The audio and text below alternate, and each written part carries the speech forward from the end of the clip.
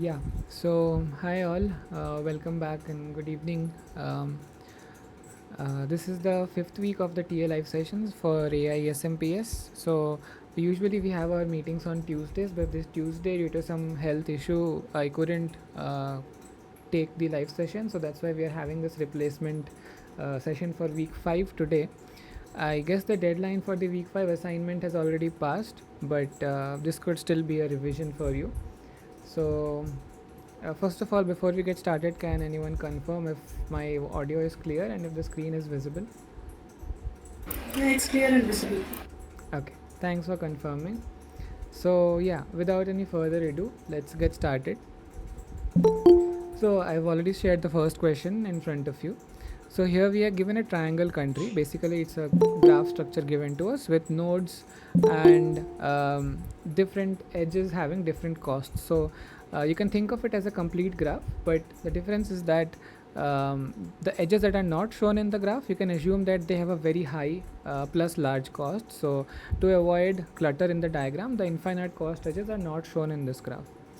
Okay, now we have to use this simple graph and apply branch and bound to look for a TSP tool. But before that, the question asks what will be the lower bound on the cost of the tour that it will begin with. Okay, so I'll let you think over it for a minute and then we can discuss. But in the meantime, please feel free to share your solutions in the chat box.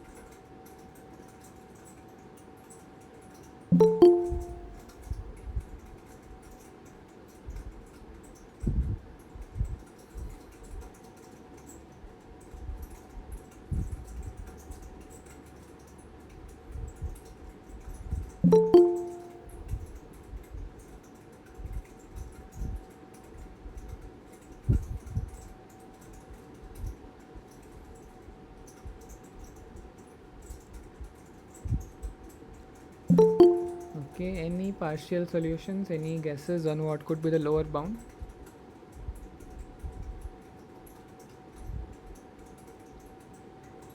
So keep one thing in mind that lower bound might not necessarily be indicative of a proper tour, right? So we just have to see what is the lower bound on the cost of the tour. So for doing that, what you could do is you could begin with each node. Right, first of all, you can calculate the distance matrix or form the distance matrix for this particular graph, and then for each row, that is for each node, take the sum of the two least cost edges. Okay, so let me shift to the whiteboard. I hope this is visible. So yeah, so we have constructed this graph over here, right?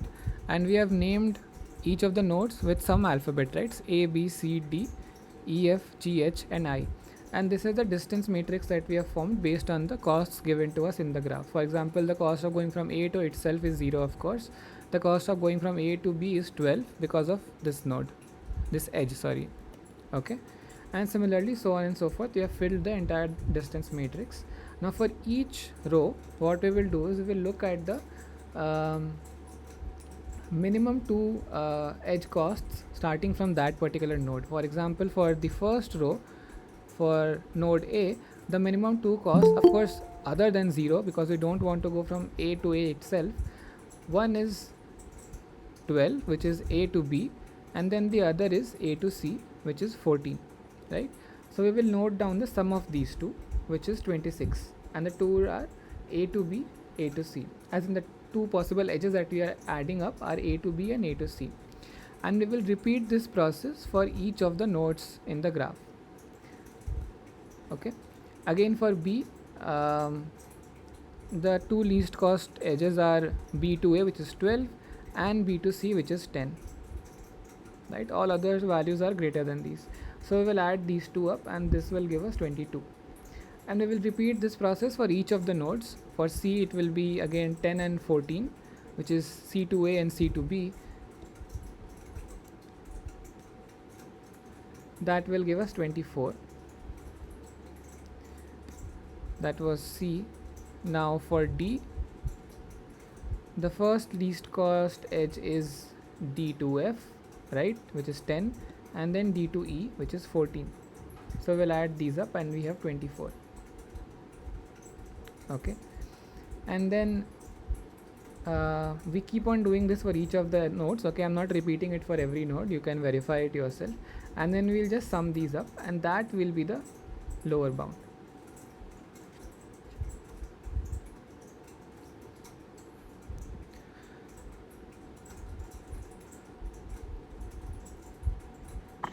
Sir, sum that up and divide by 2 will be the lower bound, sir. Because we are considering each node twice, is it? I mean, starting from each node, we are considering two possible edges, right? Yeah. So we need to divide by 2 as well. Uh-huh. Let's verify this from the solution. Okay. So this says 108. So maybe for lower bound, we don't need to divide it by 2. When we are calculating the actual tour cost, maybe at that time we need to divide it, right? Or In the lecture video, sir, which had explained, he divided the total like 2 he took and divide by 2. And assignment question also, which we addressed related to the same problem, there also we had divided it by 2. yeah, actually, yeah, dividing it by 2 makes sense. So maybe the answer needs to be updated. So maybe I'll correct that on my side. And yeah, but the logic is clear, right? Any other doubts Yeah. on the logic? Clear. Okay, thanks for pointing that out. I will make this correction. Okay, then let's move on to the next question.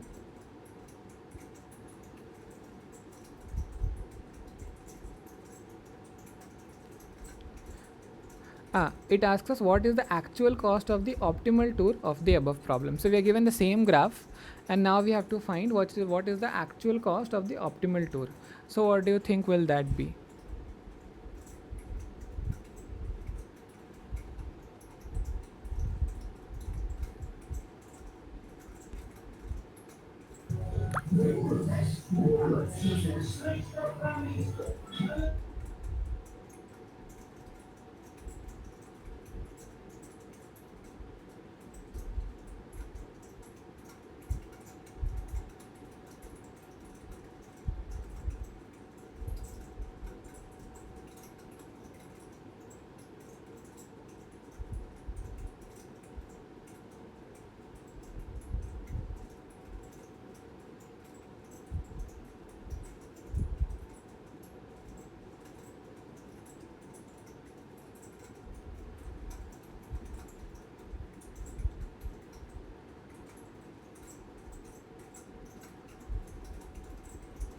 Okay, I'll wait for a couple of minutes and then we can discuss the solution.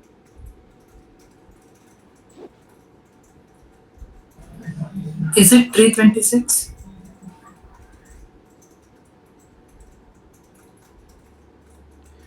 Okay, so we have an answer 326. Let's wait for a couple more seconds and then let's look at the solution.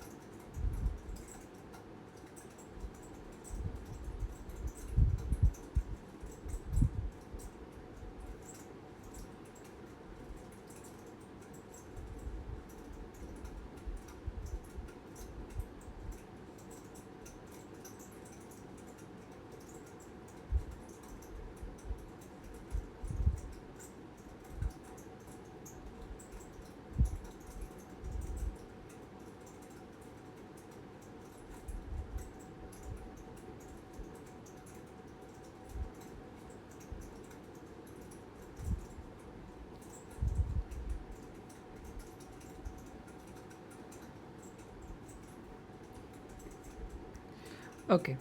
So Rajneesh, I noticed your question in the chat box. So why are we taking the lowest?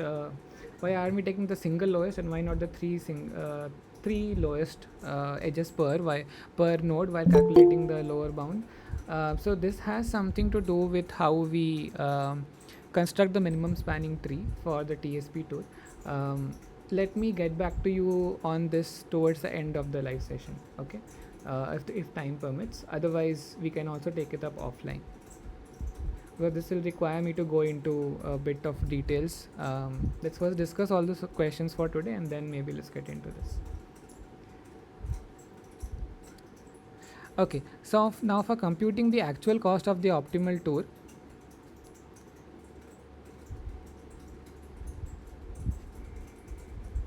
so let's say we start from this node A, okay, and then we go in the direction that seems to be the most optimal to us. So from A, which direction do you think would be the most optimal? Which is A to I, A to C, or A to B? A to B. A to B, right? Yes. So we'll go from A to B, which is of cost 12, and from B we have only one option to go to C, so we will go in this direction. Now we could go back from C to A, which is looking the most optimal, but then that would create a cycle, right? So we won't go in that direction, and we would go from C to D. Again from D to so which direction should we take from D to E or D to F? D to F. D to F, if we take, it is the optimal looking solution, but then if we have if we have to cover node E as well, we would have to go from F to E, and then from E there's no way back to G, right? So that will again create a cycle. So to avoid taking a cycle, we will go from D to E. Okay, and then from E we have only one option, E to F, and then from F again we'll go to G, right? And following the similar logic to what we discussed just now, we will go from G to H, and then from H to I, and then this completes the TSP tour. Okay, we can simply go from I to A, and this is exactly what is listed over here, right? We first go from A to B with cost 12, B to C with 10, C to D with 77, D to E with 14, E to F with 12, F to G with 92, G to H with 10, H to I with 14, and finally I from I back to A with 55. Okay, and if we add all these up, this will give us the optimal cost. I think the sum comes up to 296. Can someone verify? Maybe we can also verify by looking at the question solution over here. Yes, it is 296. So was that clear? It's 296. Okay, thanks for confirming. Okay then. Shall we move on to the next question? Yeah. Okay. Okay then. Okay, so now we are done with the simple graph. Okay, we'll go back to the original graph that we had been using in the last couple of live sessions. Okay, you have already seen this. So but previously we had used the heuristic function, right, to estimate the cost of going from a particular node to the goal node. Here in addition to that, we are also given, heuristic cost is something that we can always calculate ourselves given the graph, but here we are also given the true costs of going from one node to another. For example, this A to B, which has edge cost of 50, this means that the actual cost of going from A to B is 50 units, not the estimated heuristic cost. Okay, the heuristic cost would be different. It would be how many hops we are taking, 1, 2, 3 and 4.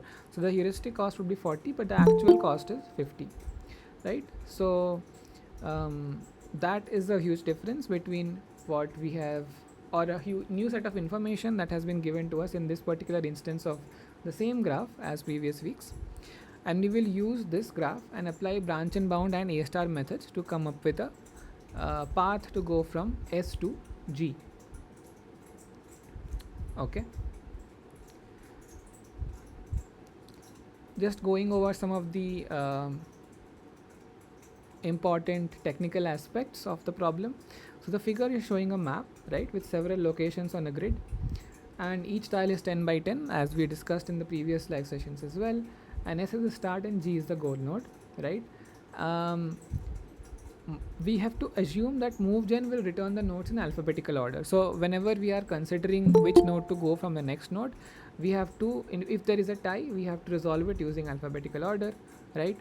And also the MoveGen returns function in alphabetical order. So if they are inserted into a particular data structure, be it a queue or a stack or a priority queue, they will be or not a priority queue. Priority queue will follow a certain priority, but any other in any data structure that we insert the nodes to be explored, they will be inserted in alphabetical order. And when the same node occurs multiple times with the same cost, then we have to use the open sequence number to break ties, or that is we refine the node occurrence that is oldest, was placed in the earliest time. Don't worry about these details as of now. It will become clear, if not already, when we solve it actually using the different algorithms that we are seeing over here. And then whenever we have to actually use the heuristic function, we should use the Manhattan distance as the heuristic function. Okay, so with these technical details out of our way, let us now go into branch and bound. Okay, so we are given two versions of branch and bound in today. We are going to tackle two versions of branch and bound in today's live session.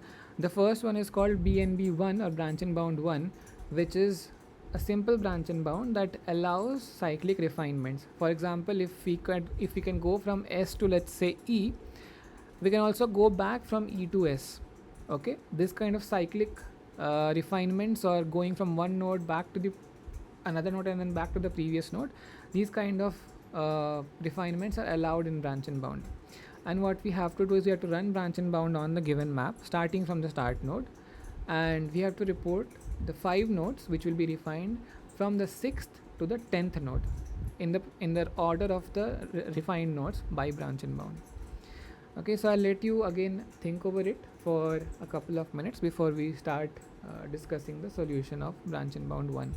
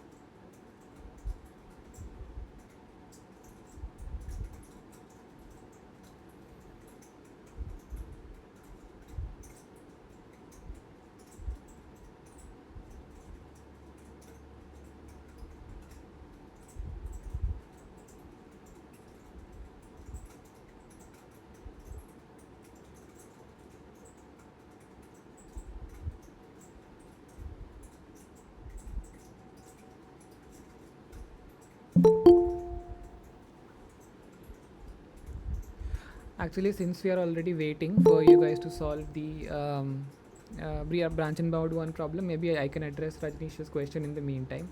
So Rajnish had asked that for why calculating lower bound, why do we take the minimum 2 edges um, per node, right? When we are going from the starting node, like one of the nodes to the rest of the nodes, right? For each row, we took the minimum 2 costs.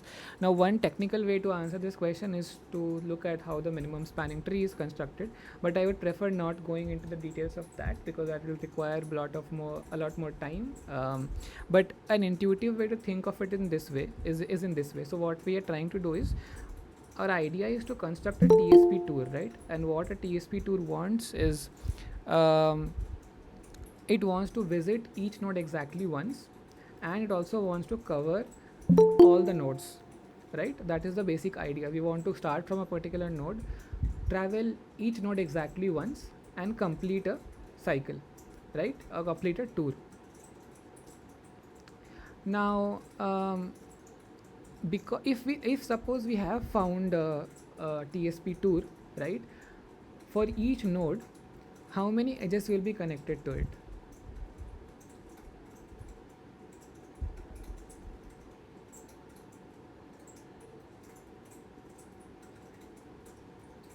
Rajnish, are you there?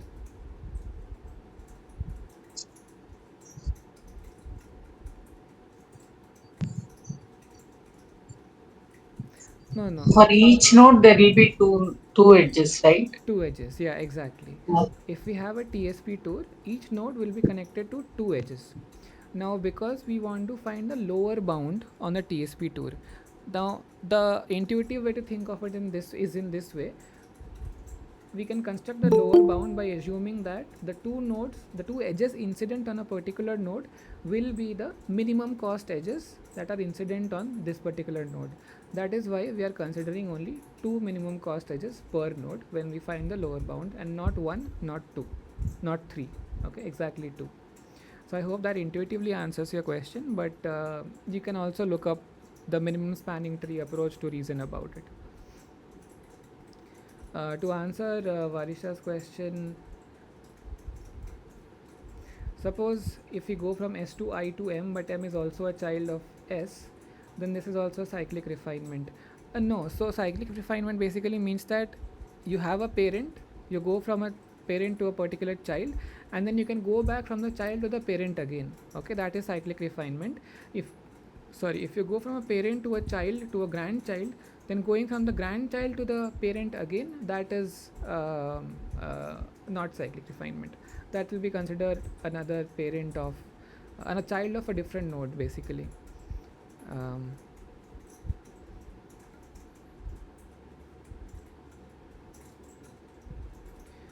Follow up, S has 2 children, I and M, and I is also a parent of the connected M, then S to I to M is a cyclic refinement. So cyclic refinement, you can think of it as a relation between two nodes, like a parent and a child. So I hope that answers your question.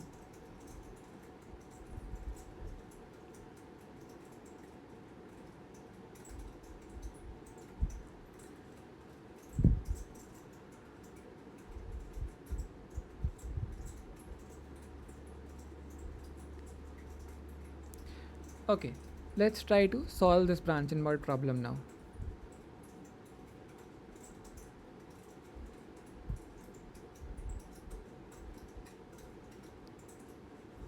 Sorry about that. Okay, so let's say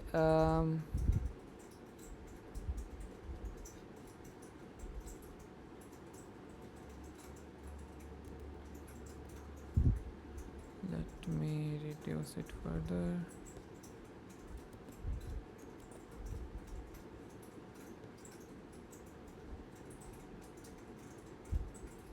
Yeah, this is better.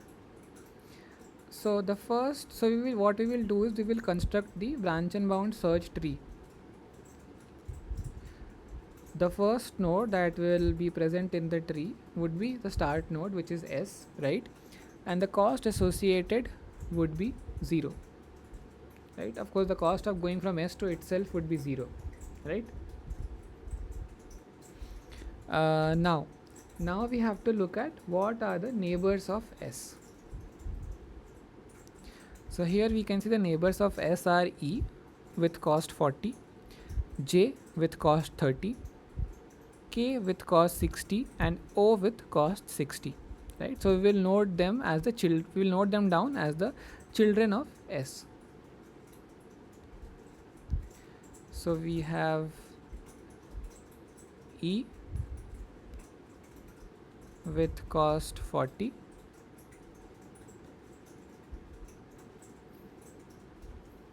we have J with cost 30,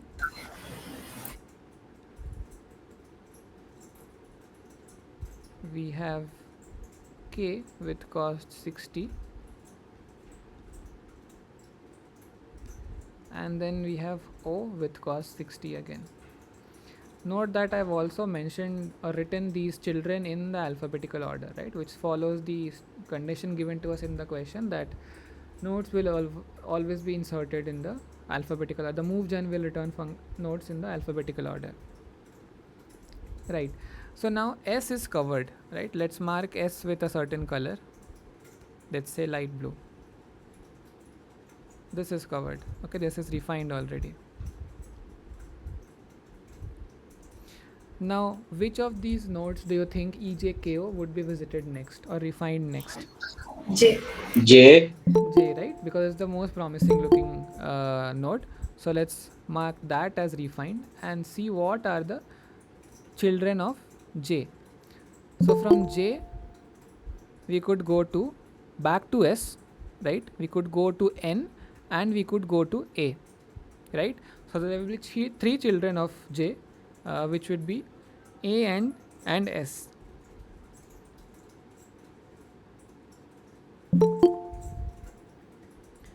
So first we will have A, right? Now what will be the cost over here? So the cost, 90.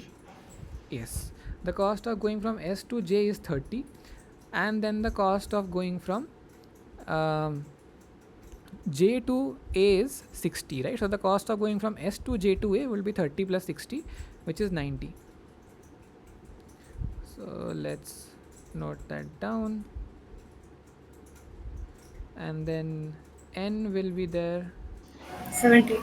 70. Okay, thanks for that. Yes, 60.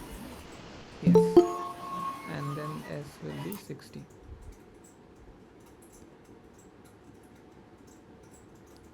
Okay, now these are the three possible children.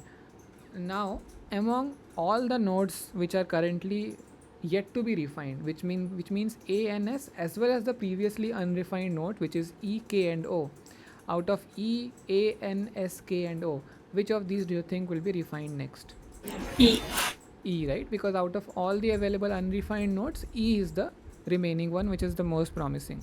So next E will be refined and we will add the children of E. So I have the tree drawn already, right? So I'm not drawing the whole thing, but instead I'll just go to the search tree. This might be a bit hazy because it's a screenshot, but I hope it's clear enough. Is it visible to you guys, or should I just draw the tree myself? Yeah, it's visible. Okay, that's great then. So maybe just we can use this one alone. So here we can have a look how we are noting things down. So the first node visited was S, right? S with cost 0, of course, and this is the first node to be visited,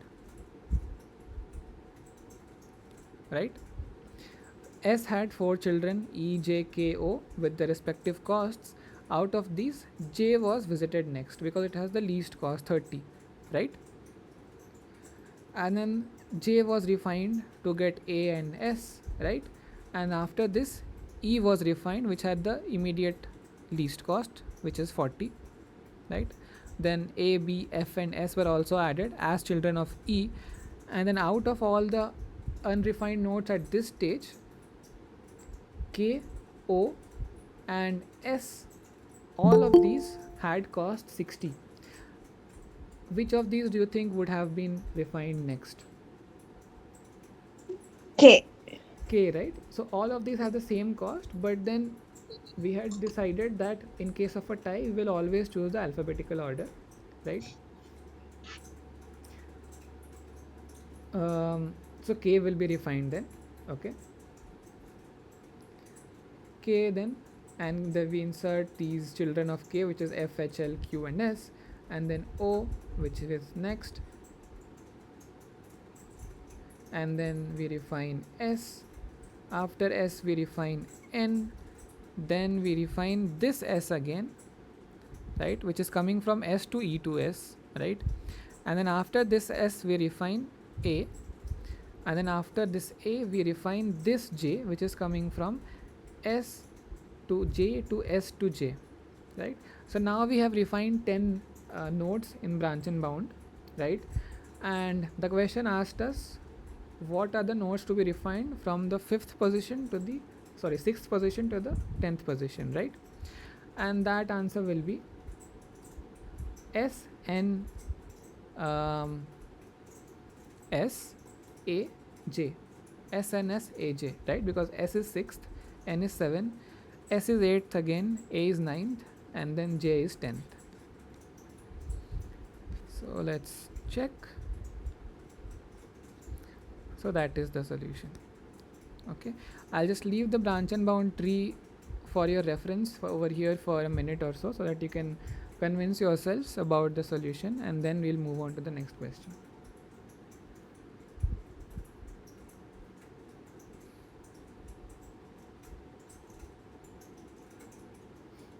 Okay, so I saw a couple of partial answers in the chat box. I hope the confusion is resolved now.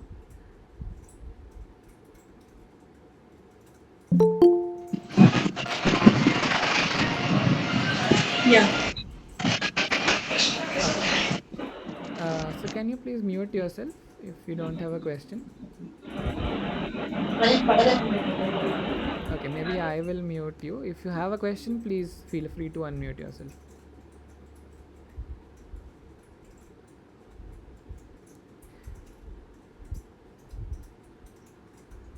Excuse me, sir. Kindly, you can erase the tick mark. I'm not able to see the numbers sequence. Sure, Ah, sure. sure. Yeah.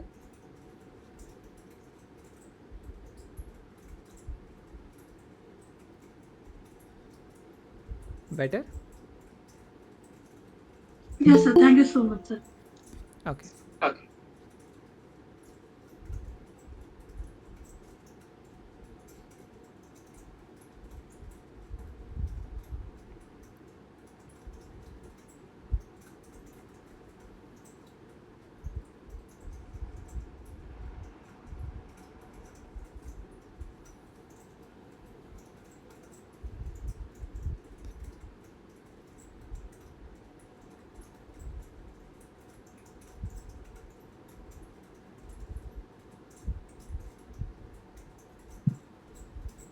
Ritwits, why is it that all the problems which are given are like if it is a matter of testing the approach or understanding of the logic, why aren't the problems smaller ones like there it's with 50 nodes or not 50 maybe 25 nodes and with too many edges. So is it that they wanted us to spend more time and get a better hold on to it, or what is the intent? Thanks for Because your we find they are the very sight of it backs out, like we get that feel that no, it's very big, it's very complex to solve. yeah. I understand your point of view. Lakshmi, can I call you or? Yes, yes, Okay. yes, yeah. Okay. So thanks for your question, Lakshmi. Yeah, I get your point of view. So the thing is that okay, let me go back to the original graph. So this has quite a lot of nodes. So I think this was given to us to get a feel of how things could explode when we go into the realm of real world graphs, right? We can always assume, like, start with a very small graph. For example, this triangle world that we had seen in the previous few questions. Um, we could also try to solve branch and bound, apply branch and bound to this one, and then see how these things proceed. That is one way to start small and then gradually increase the size of the graph to get a feel of how things pan out when we increase the size of the graph. Um, Another factor is what exactly is the method that we are applying. So here the method that we are applying is branch and bound 1, which allows for cyclic refinements. Because it allows for cyclic refinements, the size of the branch and bound search tree will explode exponentially, right? Because at every step we are allowing each of the child to be visited, even though it might have been visited in the previous step itself, or refined in the previous step itself. There are other versions of branch and bound that prevent this cyclic refinement, which we will see in the upcoming question. And then there are methods like A star that do further pruning of the search tree to make sure that we are more computationally efficient and not really exploding the search tree and reducing the size of our search. That is basically the idea, to give both small as well as slightly larger graphs.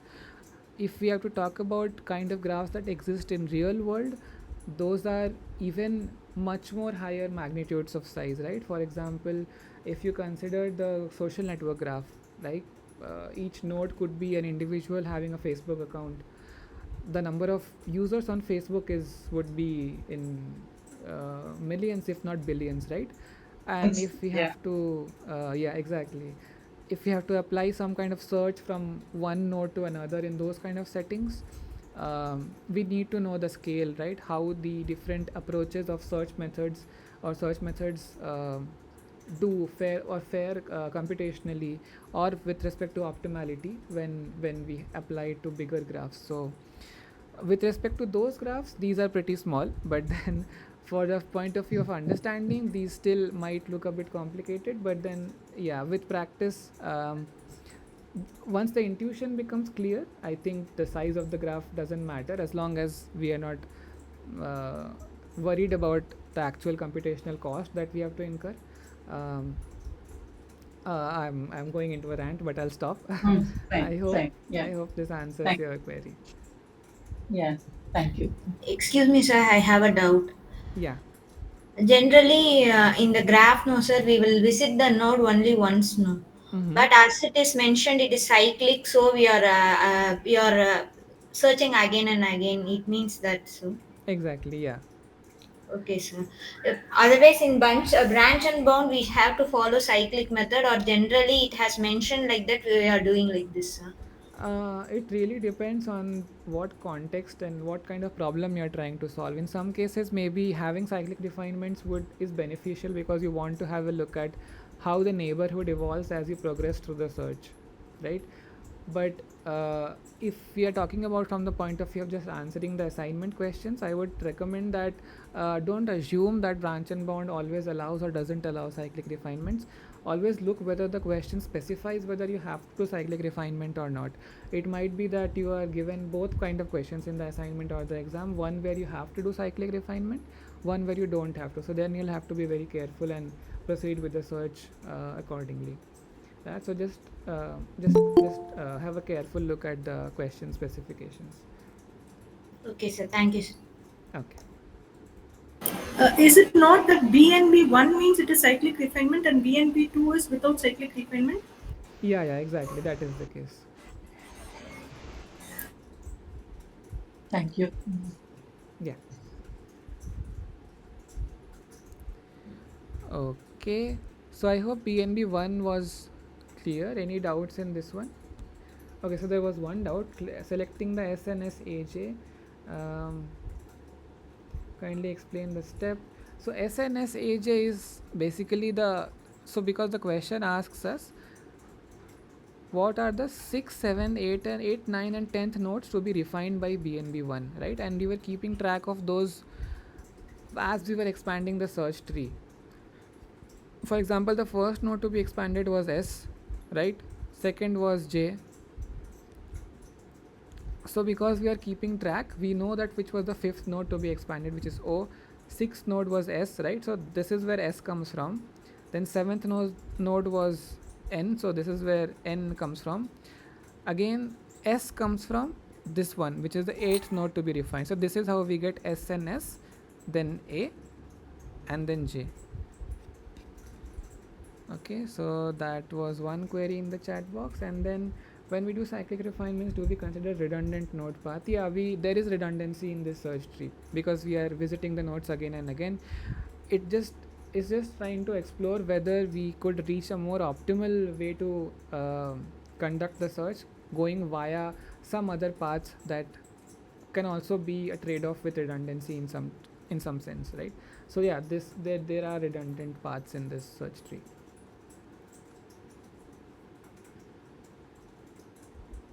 Suppose if a node has the lowest cost from say A, for example, but it's a leaf node, as we can see, so would the algorithm still move that or choose the best one? So leaf node over here, so this search can keep on going forever also, right? If we don't specify the goal node.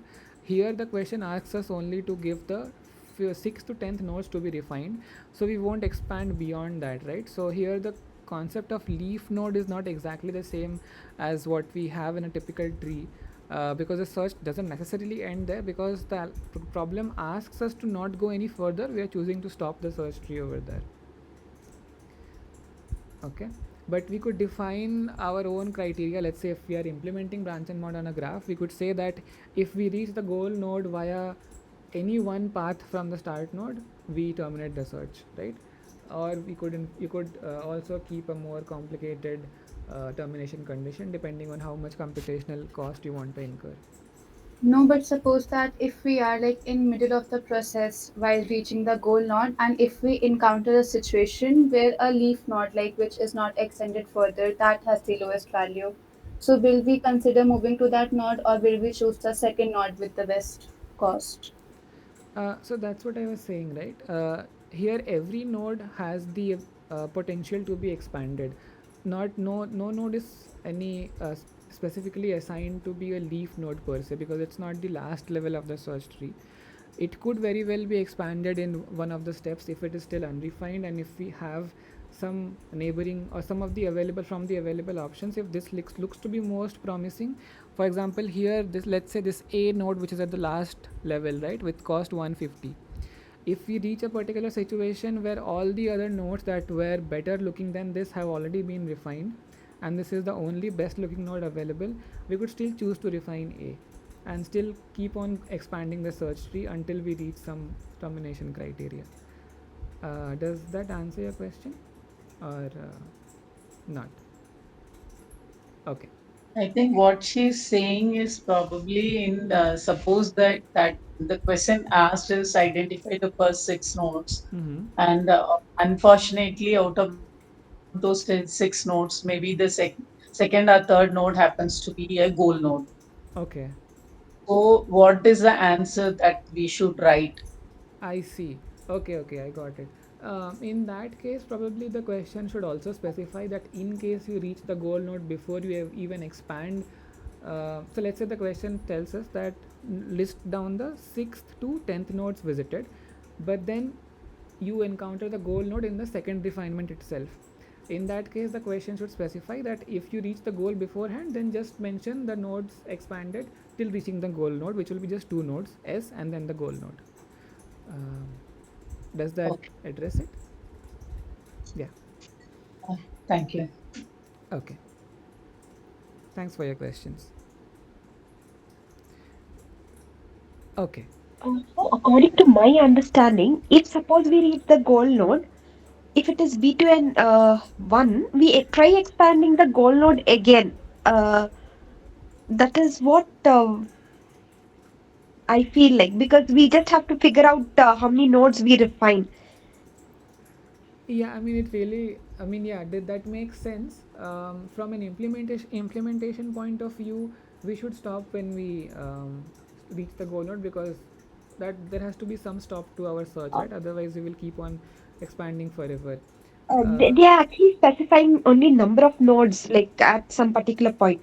We again expand the goal node. That is what we tried doing in the assignment problem also. Okay, so if, yeah, if the if it is indicated that irrespective of whether you reach the goal node or not, you should just keep expanding, and then just for the sake of understanding whether a logic being followed is correct or not, you just keep on expanding even after you reach the goal node, and then list the 6th to 10th nodes to be refined. Yeah. Then you follow that. If it is otherwise indicated otherwise, then you just stop at the goal node. It depends on how Yeah. what kind of question you have to answer.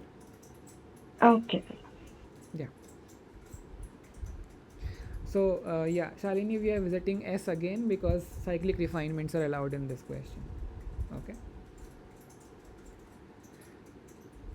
Okay, so I think we spent a decent amount of time on BNB1. Let's move on to BNB2. Okay, so question 4 in this context. Let me just go to the question slides. It also asked us what is the cost of these nodes, 6th to 10th nodes to be refined, and you can verify that from the graph. That would be 60, 70, 80, 90, and 90. Okay. Yeah, let's move on to BNB2 now. Now BNB2 is a variation of BNB1 that prevents cyclic expansion. It does not refine the nodes that are already present in the partial path from the root to the current node, and therefore it keeps each path in the search tree free of duplicate nodes. Okay, so now we have to again run the BNB2 approach and again list the 6th to the 10th nodes that will be refined by BNB2. So I'll let you try to solve this, and then after a couple of minutes we can have a look at the BNB2 search tree.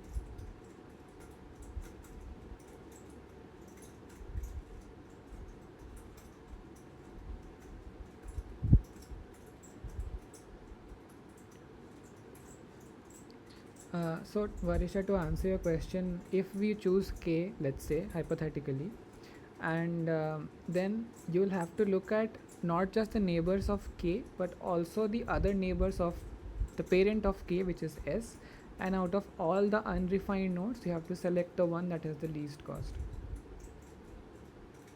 Okay, that will be the order in which you refine. But if L had the least cost here, hypothetically, then we can still choose L. Yeah, yeah, yeah, yeah. If L is the least cost among all the unrefined nodes, then you have to go through L.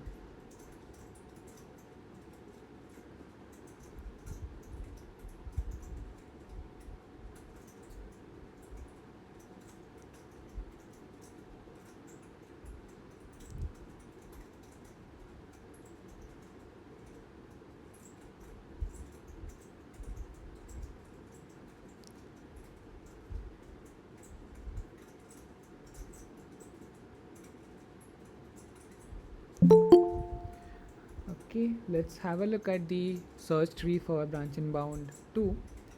So like the previous branch and bound 1, we first start with S, right, with a cost of 0, and this is the first node to be visited.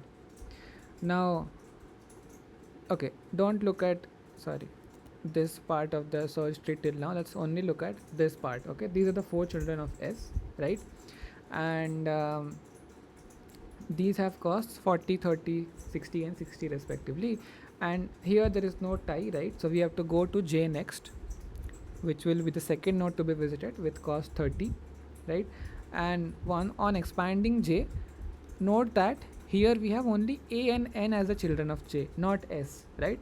J is also connected to S, but we don't include that because cyclic refinements are not allowed. So once we go from S to J, we cannot go back to S. That is the difference from this one, between this one and the previous one, right. So then we have to look at the best looking node between E, A, N, K and O, and out of all these, E will be the one to be expanded next, and we will add these children A, B and F, right, as the children, and then among A, B, F, A, N, K and O, the most promising looking is K with cost 60, so we will expand this one next, and then we will add the children F, A, F, H, L and Q, and then among the unrefined ones we will have a look and we will see that O is the one to be refined next, and we will proceed in a similar manner.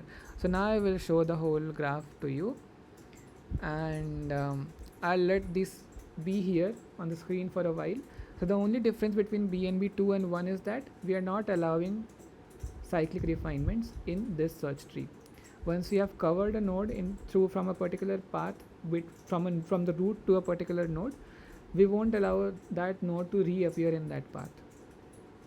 Okay, so let this be here for a while so that you can go through the search tree and convince yourself that this is the solution, and then we can move on to the next few questions.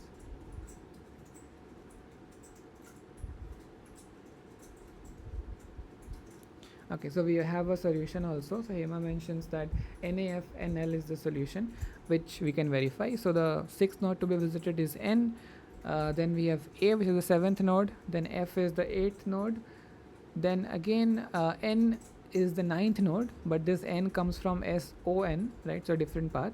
And the 10th node to be visited is L. So yeah, N, A, F and L is the correct answer.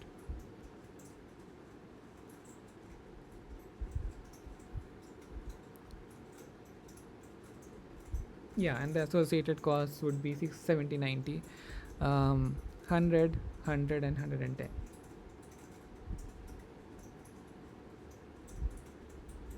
If we can't come back to S, then how can we go to E? So good point, Rajneesh. Remember that here we are not physically moving from S to J, right? Or not, we're not physically moving from S to J to A and then back to E. This is just a search tree.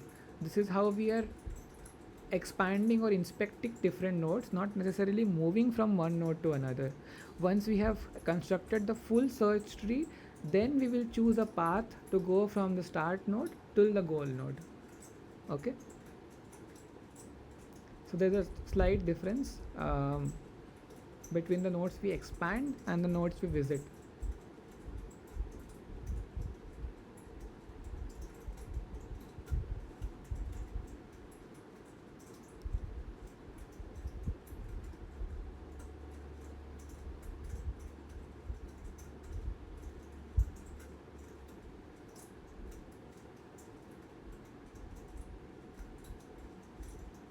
Okay,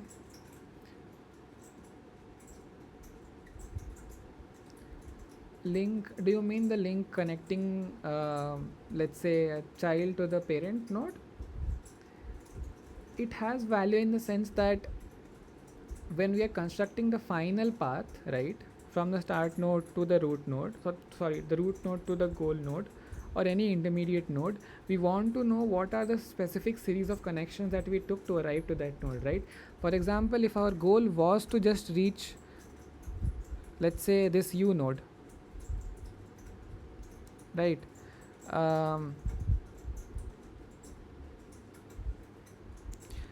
Then we will have a look at what is exactly the path that should be followed to reach U from S.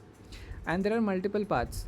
One path is going from S to J to N and then to U, which comes at cost 130. There is another path that goes from S to K to okay, no, this part doesn't go to U. S to O to U, which comes at cost 110. Yet another path goes from S to O to N and then to U with cost 160. Now that we have different paths from S to U for different costs, we have the option to choose the least cost path, and so we will choose to go from S to O to U, and then we will visit O after S, and then after O we will visit U. Does that clarify your question?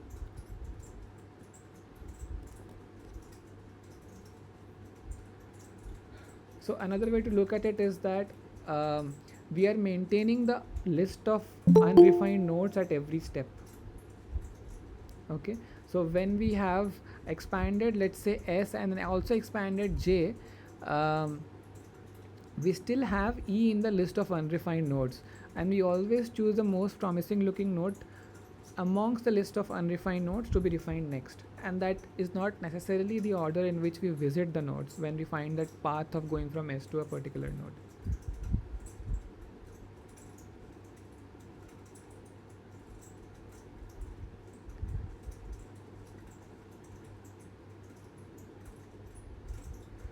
Okay, so couple of questions. So okay, let's me first address Rajnish's question. What I meant is the cost and the repetition avoidance is only what's mattering here. Yeah, repetition avoidance in the sense that between a parent and a child node, we are not allowing cyclic refinements to happen again. That is, in a particular path from S to a certain node, we don't want any node to occur more than once. Okay, that is one criteria, and that is mostly done to make it the algorithm more computationally efficient. And then the cost of the path is important because we always want to find the least cost path of going from the root node to a particular node, right? So does that answer your question, Rajnish? Okay, great, thanks for your question. Then Shyamala says that we are selecting n path that is allowed here. One node can be visited only once. Can you clarify your question? I didn't get which n path are we selecting?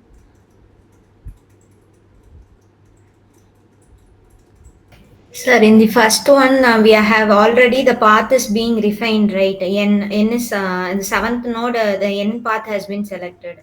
Again, in ninth node, we are selecting again N. That. Okay. So I think your question is also kind of related to what Dr. V.S. Srinivasan asks. In BNB2, repetition of node S is omitted, but all other node repetition is permitted. No, none of the repetition is permitted.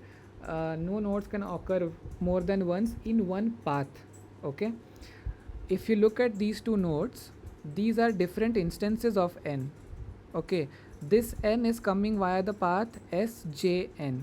Okay, this is different from this n, which is coming via the path son. Okay, so these are different instances of n in a single path. Any path, the same node can't be appearing more than once. That is what we want to avoid by not allowing that is what. So basically, we don't want to avoid. We don't want to allow repetitions to happen in a single path. Yeah, sorry for my confusing language, but I hope that was clear.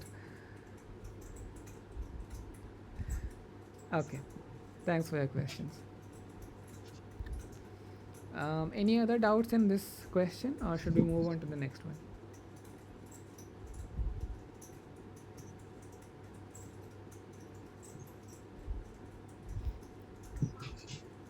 Okay, great then. Now we will try to solve the same graph that was given to us, but with A star. In the meantime, let's just go over the questions that were there with respect to B and B2. So NAF and L were the 6 to 10th nodes to be refined. And okay, now we are in the category of A star. Okay, again the same graph is given, but we have to you apply the A star method, and then again list the 6th to 10th nodes to be refined. Now I know most of you Sir, would, yeah. sorry, sir. Sir, before going to A star, sir, if it's possible, you can explain one TSP problem on branch and bound, sir. Why? Because we are so much confusing. What is the permanent include segment, permanent exclude segment?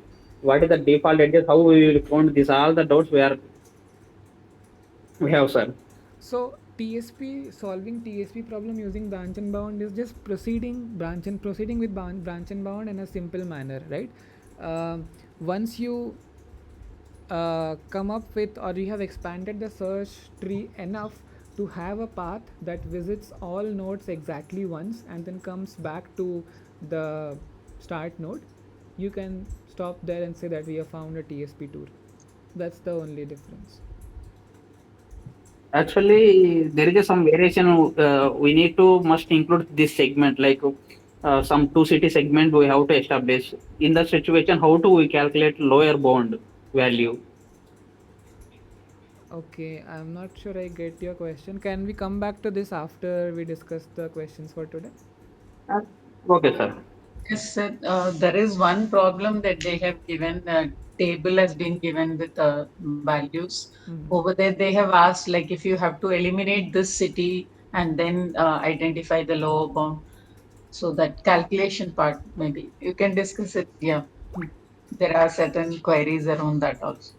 Okay, okay, I see. Okay, let's visit that question once we complete A star maybe. Sure. Yeah. Okay, so I am sure most of you would already be familiar with what A star is, but just for the sake of repeating, um, so let's say you start from a particular node S, okay, you do some kind of expansions and you reach an intermediate node, let's say S prime, but you are still far away from the goal node. Okay, let me share the whiteboard. Okay, so let's say this is the contour, or this is the position where you have expanded the whole graph. So you have the search tree for this part of the search, right? So you know the true cost of going from S to S dash, but going from S dash to G is something that you are still not aware of, right? Because you haven't explored it yet. So what you could do is you could estimate the cost of going from S to G using some heuristic function, and then you could define your search method using a combination of the true cost obtained till now plus the heuristic cost of going from the intermediate node to the goal node, and that is what A star method is basically, right? So here the objective function that or the cost that each node will have will be the sum of the actual cost of going from S to S dash, which is indicated by Gn, plus the heuristic cost of going from S dash to G, which is indicated by Hn with the heuristic cost. Okay, there is one more concept that I would like to re-emphasize on before we look at the search tree, which is the concept of pruning in A star. So let's say you are finding the search tree using A star, and then let's say Let's call this S, let's call this let's say A, and let's say B. Okay, let's say B has a cost of X till now in the search tree.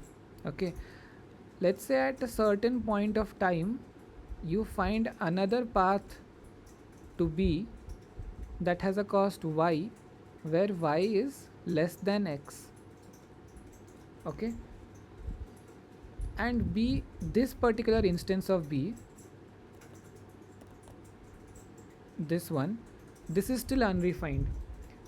So now that you have found a path to B that has a cost lower than the cost given by this particular path, you will do a preemptive pruning and you will cut down this particular part of the search tree. So you will say that in any future expansions, I will never expand the B node coming through this path. Okay, so that is the concept of preemptive pruning. So with these two things in mind,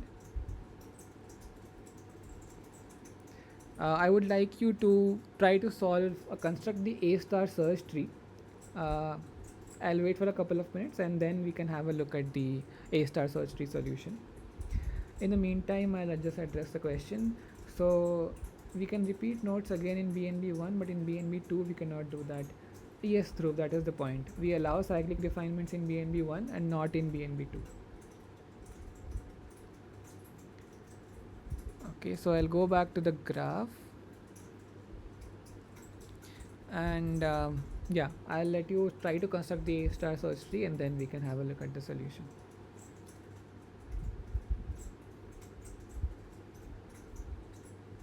Grid is 1 by 1 or 10 by 10? It's a 10 by 10 grid.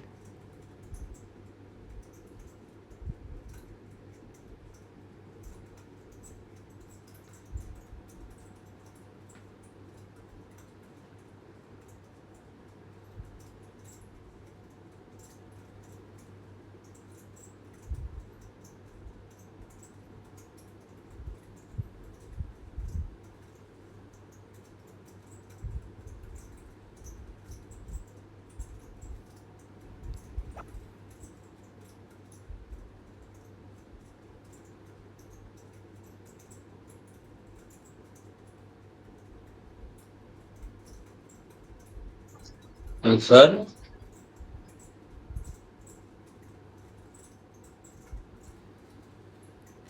Yeah, sir, in this we what method we use? BNB1 or BNB2? A star. Here you have to use A star, which I was just talking about, right?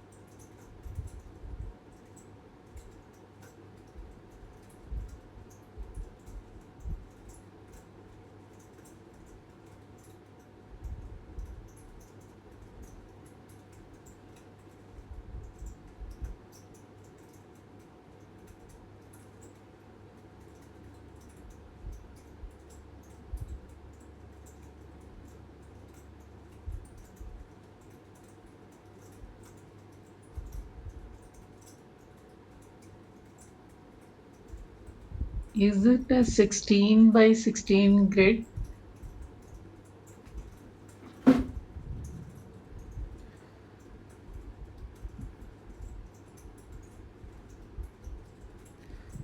Okay, so this is a 10 by 10 grid. Okay, so each small unit is of But dimensions 10 by 10. Yeah.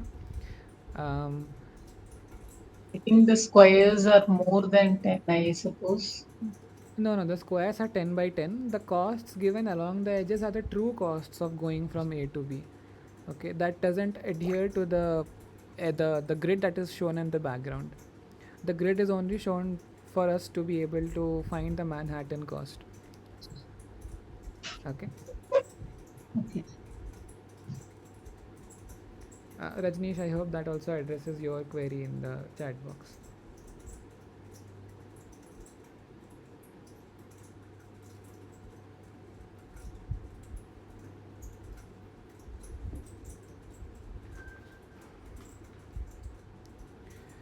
Okay, let's try to start constructing the A star search tree.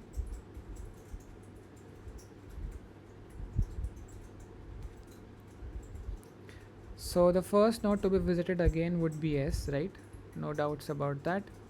But the cost associated with S, so S, the true cost of going from S to S is 0, right? So here the function will be 0 plus the heuristic cost associated with S, right? And what is that?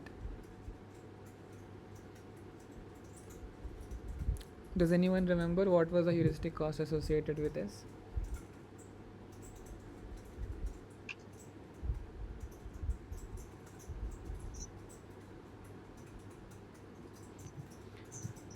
It was 160, right? Because they have to do 16 hops to reach the goal node from S. So we go Yeah, 160. 160, right? Yeah. So just for the sake of completeness, I'll just show it once more. So 1, 2, 3, 4, 5, 6, 7, 8, 9, 10, 11, 12, 13, 14, 15, 16.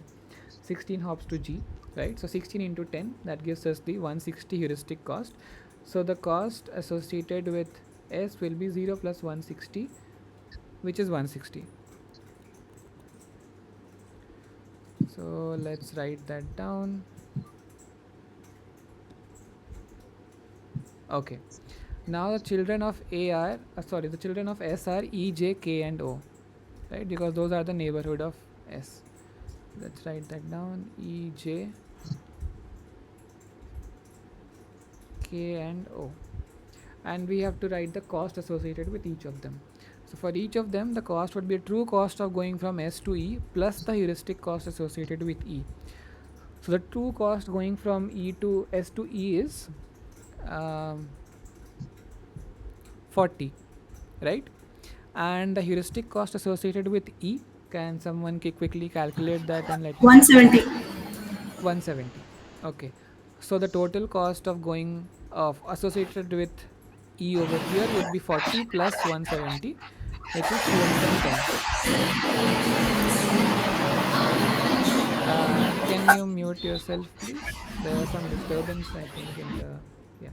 Thank you. Thank you. Okay, so E has 210. Similarly, J has cost 30, right? The true cost of going from S to J is 30, and the heuristic cost is 220. 190. 190, right? Yeah. So the total cost will be 30 plus 190, which is 220.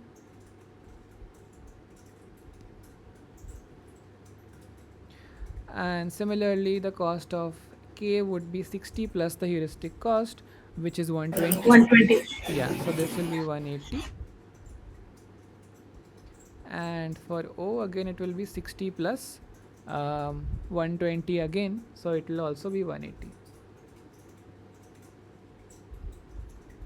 Okay, so now which node will be expanded next?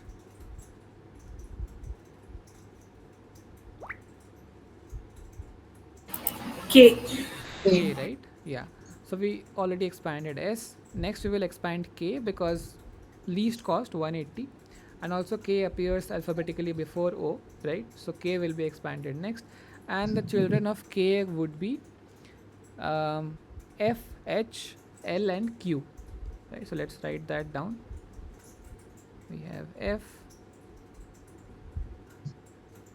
H, L and Q. Okay, so I have the pre-computed cost for these 4 nodes, but I'll also encourage that you verify that as I am writing those down, right? So for edge it's 250, for edge it's 270, 270, 190, L it's 190, 210. 210. Yeah, that's right.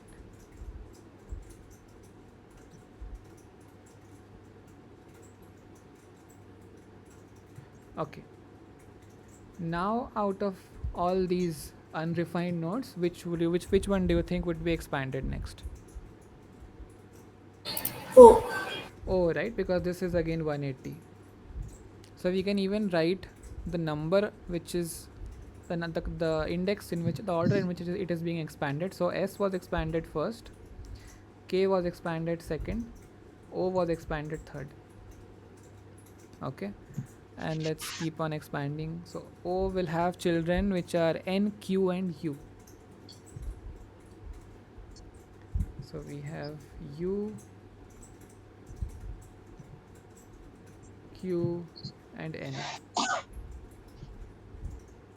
N has cost 260, Q has cost 200,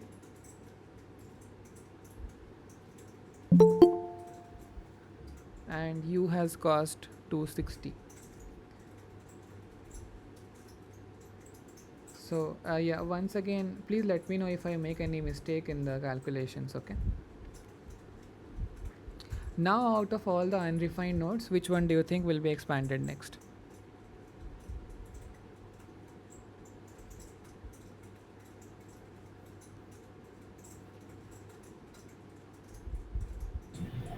L. L, that's right. And Yeah.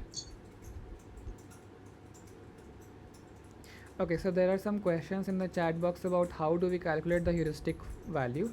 So let me just quickly show that, okay, just for the sake of completeness, because some of you are a bit confused about it. So it's not Euclidean distance, okay, so not square root of the usual Euclidean formula. It's the Manhattan distance. Let me just expand this a bit. Let's say you want to calculate the heuristic cost of going from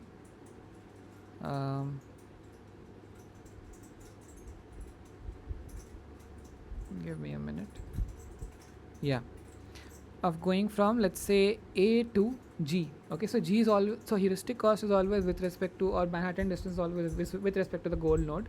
You want to know what is the estimated cost of reaching the goal node from a particular node, right? So for example, from A, we need to see how many hops do we need to take off the grid in the background to reach G. So let's say A is present at this particular point over here in the grid, right? The intersection of these two units to the left and right. So we start from this point and then we do 1 hop here, 2 hop here, 3, 4, 5, 6, 7, 8, 9, 10, 11, 12, 13, 14, and then we go in the upward direction, 15, 16, 17, 18, 19, 20, 21, 22. So 22 hops, each hop is of length 10, so 22 into 10, 220 would be the heuristic value associated with A. Okay, that is how we are calculating it. If you want to go into further details, I would encourage you have a look at the previous week's live session where we went in depth into these Manhattan distance heuristic value calculations. Okay, now coming back to our A star problem, L would be the one to be expanded next, right? With cost 190, let's note that down. So L is the 4th node to be inspected. And let's add the children of L, and the only child of L would be H, with cost 260. Yeah, 170%. right? So the true cost of going from S to K to L to H, let's look at that. S to K is 60, K to L is 50, L to H is 60, right? So 60 plus 50 plus 60, which is 170. 170 plus the heuristic cost associated with H, which would be 1, 2, 3, 4, 5, 6, 7, 8, 9. So 90 plus 170. Oh no, am I making a mistake?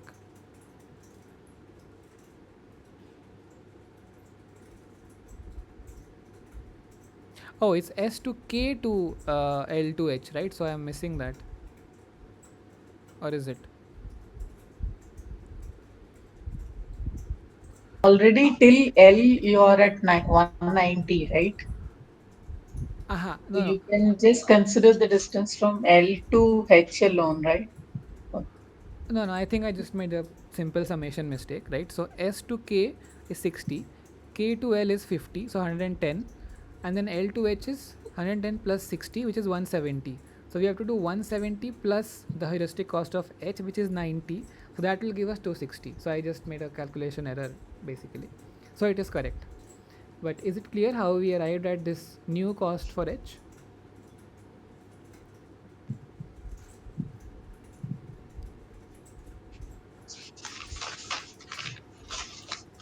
Everyone?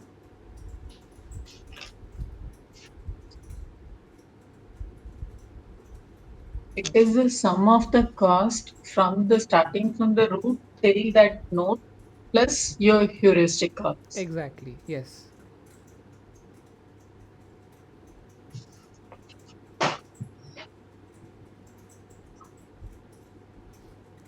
So is this point clear? Because this is important, right? This is something that we need to understand to proceed further with the search method, so search tree. Um, so everyone on the same page, how we arrived at 260 for H?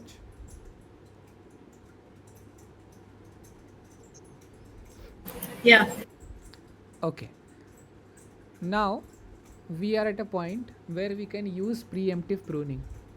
So this path that we follow from S to K to L to H gives us a path to H with cost 260. There is another path to H in our search tree, which is S to K to H, right? And let's see how we got 270 over here. So S to K to H, we're going from S to K, right? And then K to H. So 60 plus 120, 180 is the total cost, actual cost of going from S to H. And then the heuristic cost associated with going from H to the goal node is 180 plus 90, right? 90 is the heuristic cost associated with H. So 180 plus 90, which is 270. That's how we got 270 path cost for H via um, this path. And we know that exploring this path is of no use to us in the future because we already have a path with a shorter cost till H, which is including S to K to L to H. Let me use green to indicate that. Right? So what we will do is we will do preemptive pruning and we will mark a close on this particular node or this instance of H, and in all future expansions we will never consider this H node when we look at the nodes to be expanded or refined next. Is that clear? Do you understand how we did the preemptive pruning?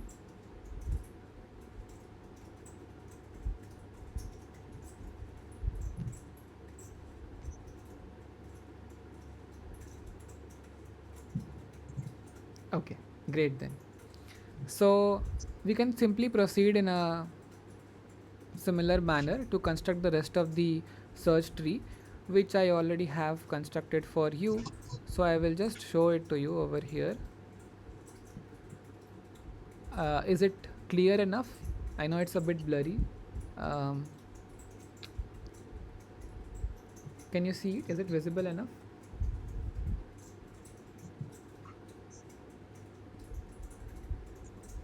Enlarge. Okay, let me zoom in slightly. The thing is the whole graph doesn't fit into one frame, So maybe I'll just put this part till now, and then we can look at the later part of the graph again.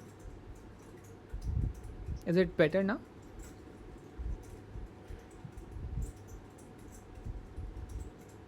Yes, sir.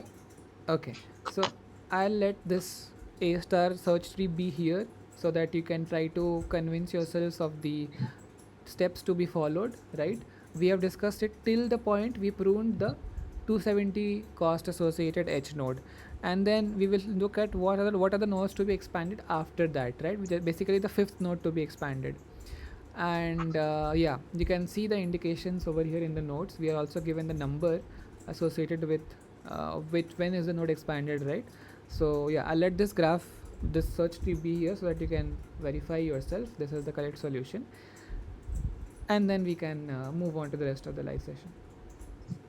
Okay, please feel free to let me know if there are any doubts, uh, because A star is an important search method, right? This is one of the search methods that guarantees optimality.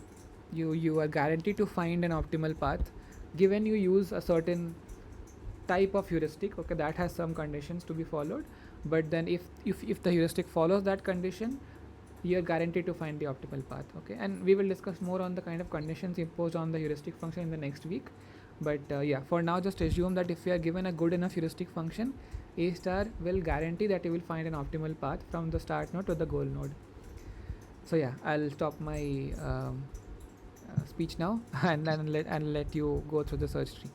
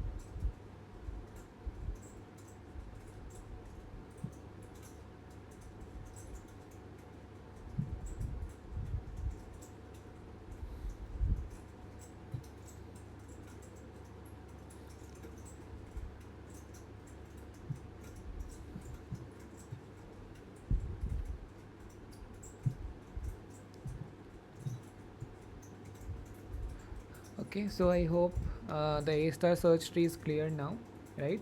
And we also have a solution to what are the 6th to 10th nodes, right? We also had a solution earlier in the while we were discussing the solutions, I think. E, J, and RF are the 6th to the 10th nodes to be inspected. Let's have a look at the search tree. So the 5th node to be inspected, or the 6th node to be inspected was actually E, right?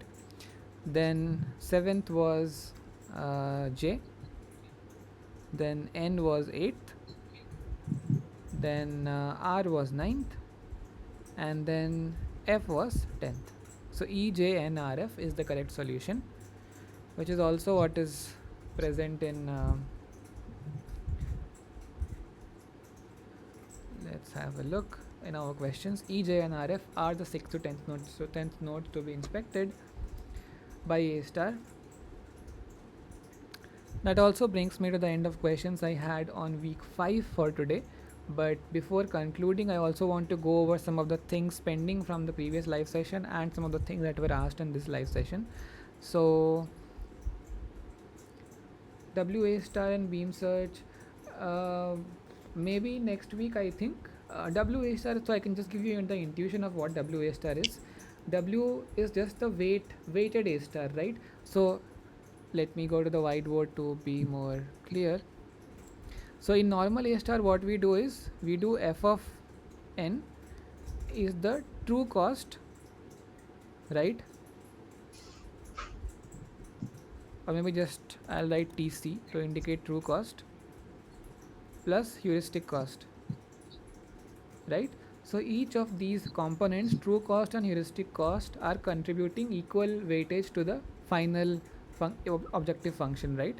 If you have different weightage given to these two parts, let's say it is equals to true cost plus a certain weight W multiplied by the heuristic cost. Now this is weighted A star. The rest of the method proceeds exactly as the same as A star.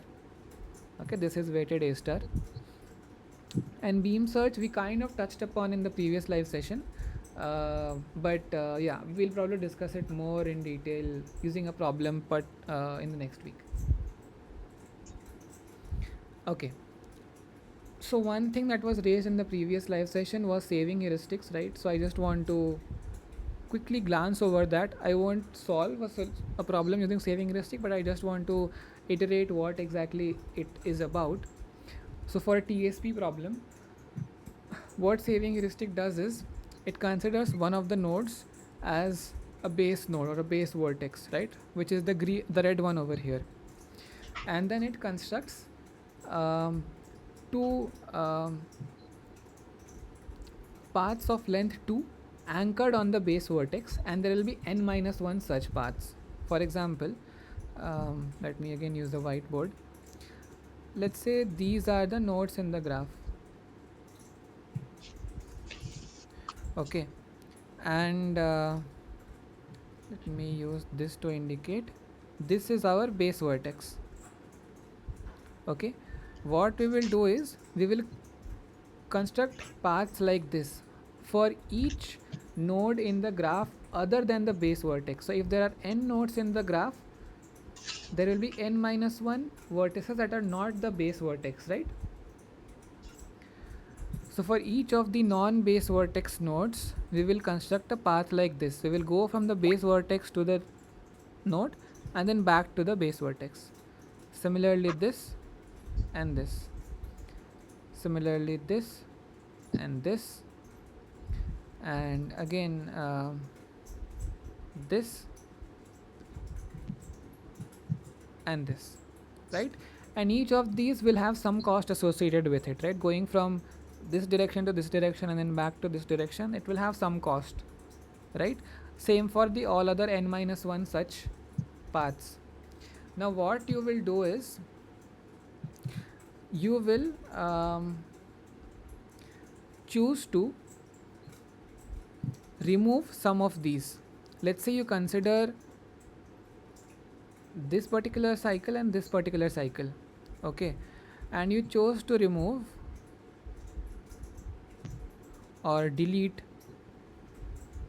this one and this path, and instead connect this node and this node using a diagram or an edge between these two.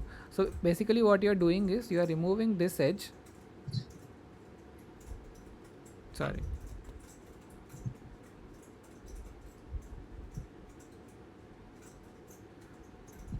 and you are connecting these two by this, okay, and then you will keep on repeating this process until you reach a state where you find a TSP tour. and that is exactly what is represented in this diagram over here, right? So you first constructed these two paths anchored at the base vertex. Then you chose to remove these two edges, right, marked with the red color, and replace this with a black colored edge between these other two vertices. And you would repeat the same process for two of the other nodes, right? You remove these two and connected these two, then you remove these two and connected these two, and finally you have a tour. You start from the base vertex, you go here, here, here, here, and then you visit each node exactly once and you have a TSP tour. That is what saving heuristic is. How you do this particular selection of these nodes to be deleted, that will depend on a particular savings cost associated with each deletion, and how to compute that you can refer to this particular algorithm over here that is mentioned in the week 3 notes. It's a very simplistic algorithm, okay? If you just take a simple graph and follow each of the steps step by step, maintain the data structures as mentioned in this pseudocode, you will arrive at an understanding of how the saving heuristic works. Okay, so just touching upon what this was, because this was raised in the previous live session, and now coming to the query raised in today's live session. So there was something about TSP lower bound. Can you point me to which question you were referring to? I forgot the name who was asking it. Can you come up again?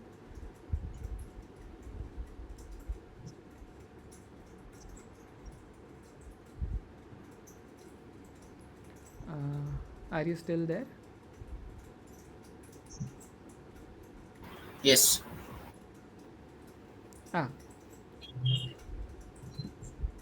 Yeah, so can you point me to the question that you were referring to that you would like to be discussed? It's there in one of the assignments, is it?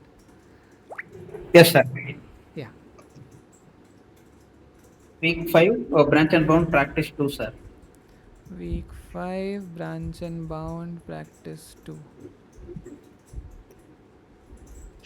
This one? Sir, you can come a little bit down, sir. Okay. Wow, this is quite a lot of text. Yes, sir, this one only. Okay, so this is the distance matrix given to us. Okay. What is this given to us? This on the right hand side? The cheapest cost. Sorry? The cheapest cost, sir. Entire table, the cheapest cost between two segments. That means two cities. I see. So the cheapest cost of Chennai to Bangalore is 360. Is that what is represented over here? Bangalore to Goa is 570. Goa to Mumbai is 590. Chennai to Goa is 800. And Mumbai to Goa is 1210. Oh, Mumbai to Bangalore is 1210. Okay, got it. Yeah. Okay, so what is it that is asked over here? Sir, actually, we will start from S. Okay. Okay. So the next started distance is Chennai Bangalore, sir. Chennai Bangalore. Okay. There are two So instances. that's why we are including Chennai Bangalore segment. Okay, Chennai Bangalore as well as not Chennai Bangalore, right? Yes, sir. So if you include Chennai Bangalore, how we will compute lower bound value for this particular segment? So if you have already included Chennai Bangalore, there will be a certain cost associated with the two edges incident on this particular node, right? Chennai and using Chennai and Bangalore. So you have already fixed the cost associated with Chennai Bangalore, correct? Yes, sir. Other than these two, other than this particular edge, whatever are the edges remaining, you will just calculate the remaining associated cost. Right? Let us try to construct it over here. So let me use the whiteboard. So let's say we have the edge corresponding to Chennai and Bangalore with cost 360. Yes, sir. Correct? This is Chennai, this is Bangalore. Now the other remaining nodes are which ones? Mumbai, Goa. What else is there? Delhi. Okay, D. Anything else? I need to check it. 1, 2, 3, 4, 5. 5 nodes only, right? Yes, sir. That's all. Okay. So now this edge is fixed. So now we have to see what are the remaining lower bound for the other vertices involved, right? So let's say for Yes. Mumbai, what will it be?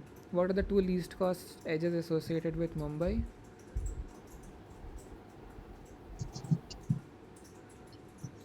It is 590 and then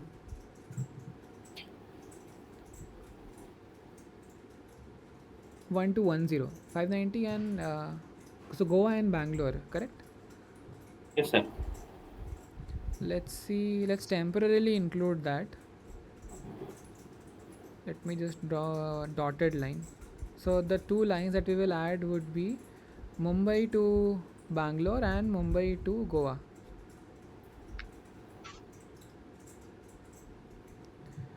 Mumbai to Bangalore and Mumbai to Goa. Okay, let's have a look at G now. So for Goa, the least cost edges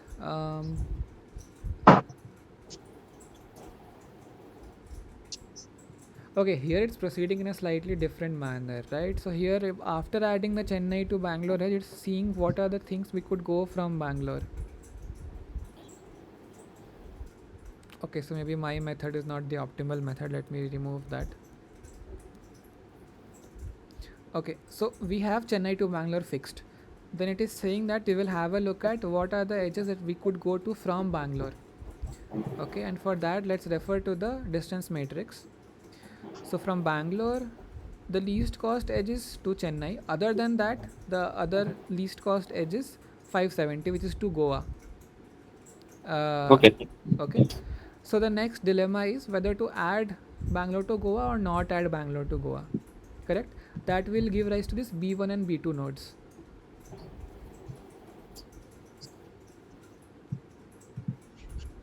So let's say that we added 570. Okay. And then there is another scenario where Bangalore to Goa is not added. Let's first look at the scenario in which Bangalore to Goa is added. Then we have to look at which node to go from Goa. From Goa, the least cost was Goa to Mumbai, right? Which is 590. Yes, sir.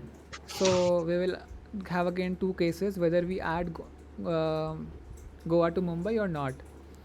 So let's include that Goa to Mumbai.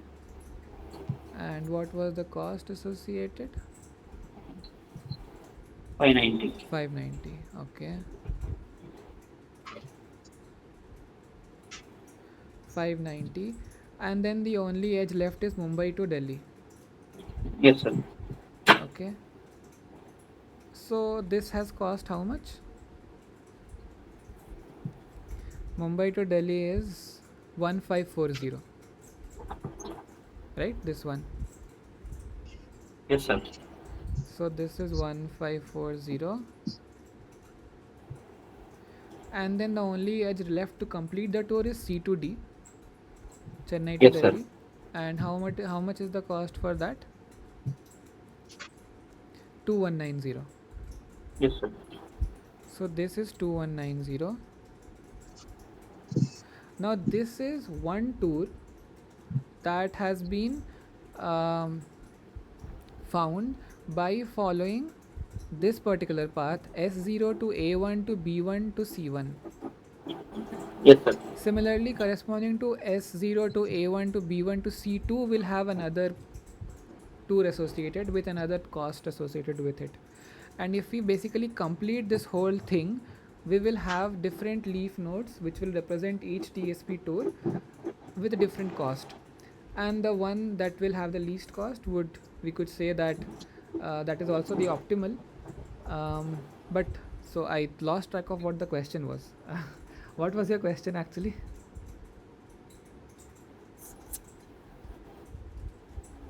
you wanted to see how we find the lower bound, is it? Yes, sir. Okay, at what particular stage? I mean, there will be one lower bound corresponding to this whole graph, right? That will be fixed. That won't change, right? Irrespective of what kind of tools we construct. Okay. So now I understand how to calculate a lower bound value. Yeah, that is following the similar process to what we did in the triangle graph in the live session problem, right? Yes, sir. Yeah. This is a BNB search tree. This basically tells us that if you complete this search tree, you will arrive at certain different tour costs, and you can select the least one from them. That will give you the optimal one with respect to BNB search. Okay, sir. Okay. I hope that helped resolve some of your queries. Um, if not, maybe let me know again. We can have a discussion again. I Then will the, try to solve it. Come back. Yeah. Was there another question? sir, in the recording, Uh-huh. Professor has explained calculating LB using this approach that row wise you will have to pick the two first ones, Uh-huh. and then the sum of the two lowest ones Uh-huh. for each row, Mm-hmm. and then uh, add all those values and then divide by 2. Yeah, that is what we also did, right? Okay. Okay. In the triangle city problem, the first one, let me revisit that. Uh, so this should be 108 by 2, but or maybe the lower bound actually is 108, and let me go back to the solution that we had. That will be better, I think.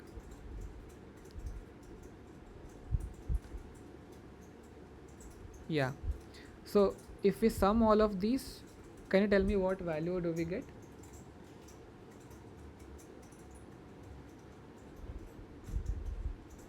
216. 216, right? Yeah. So if we divide that by 2, I think we get 108, right? Yeah. Yeah. So the total of this is 216.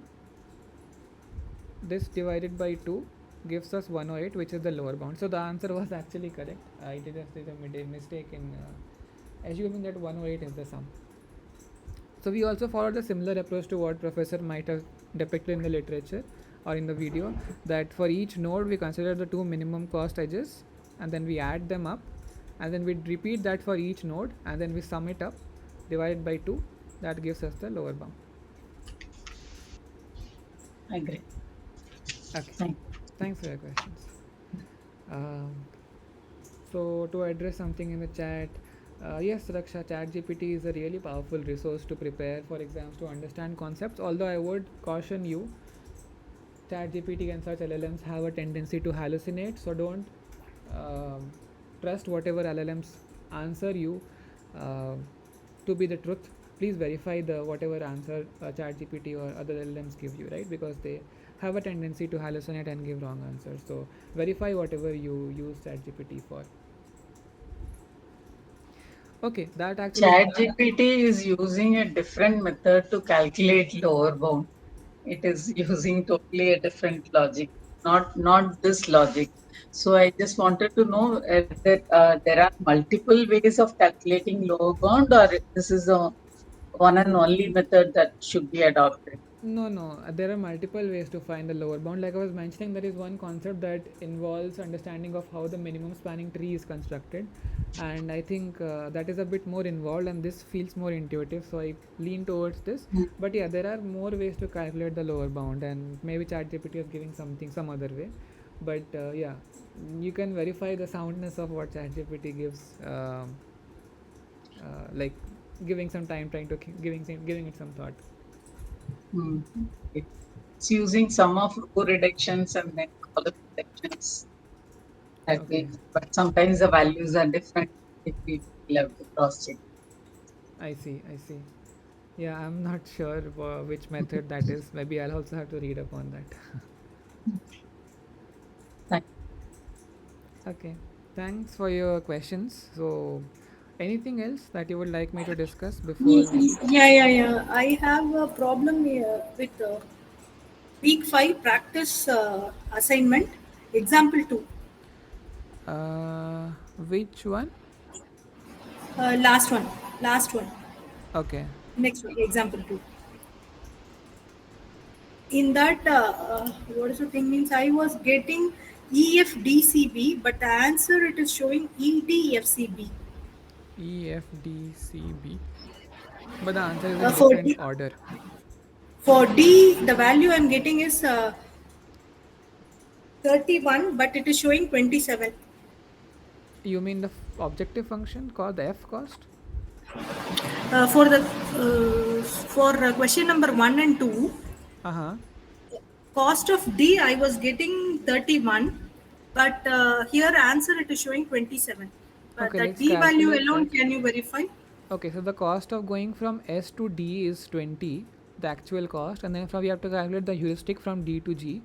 That will be 1 hop, 2 hop, 3 hop, 4 hop, 5 hop, 6, 7, 8, 9, 10, 11. So, okay, in each of these is 1 by 1. So 11 plus 20, it should be 31. But the answer it was showing 27. Okay, can you bring this to the attention of the NPTEL team via the discussion forum? Whether others have also got the answer like that, or whether they were able to get the answer right answer, that was my doubt. Oh, do any of you attendees here have you tried to solve this one, and do you think 31 is correct?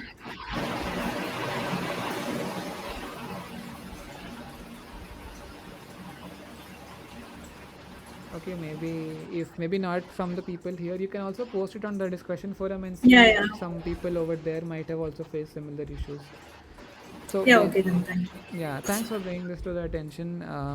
Based on our understanding, it should be 31, but let's see if they can come up with the explanation or resolve the issue. Okay. Okay. Thanks for your question. So next session will be on Tuesday, not on Friday. Okay, we will continue with the Tuesdays, 6 to 8. Um, yeah. Mm, anything else before we close today's session?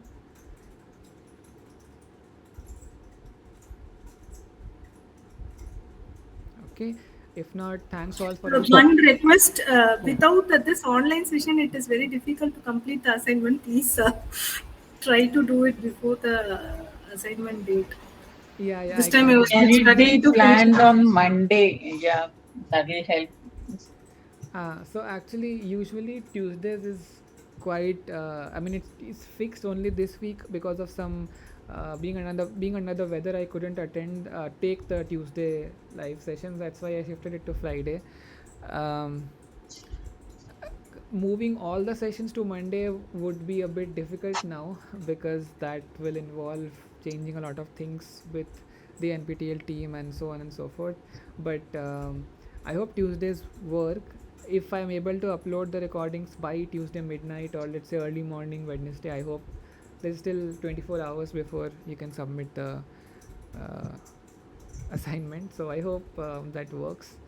If not, there's a fail safe always. So the YouTube channel on which the videos are recorded, they have recordings from previous semesters of the same course, and we discuss the same problems, at least from my slides. Some extra doubts might be different from depending on the student that they ask in particular sessions, but there are previously recorded videos as well. So if for some reason Tuesdays don't work for you and you want uh, to attend live sessions before that, you can also refer to the previously recorded videos, but we will always meet on Tuesday so that you can get some of your doubts rectified as well. I hope that addresses your query in some way. Yeah. Thank you. Okay, then yeah, nothing else from my side. You're free to leave. Yeah, let's close the session for today and let's meet next week. Thank you.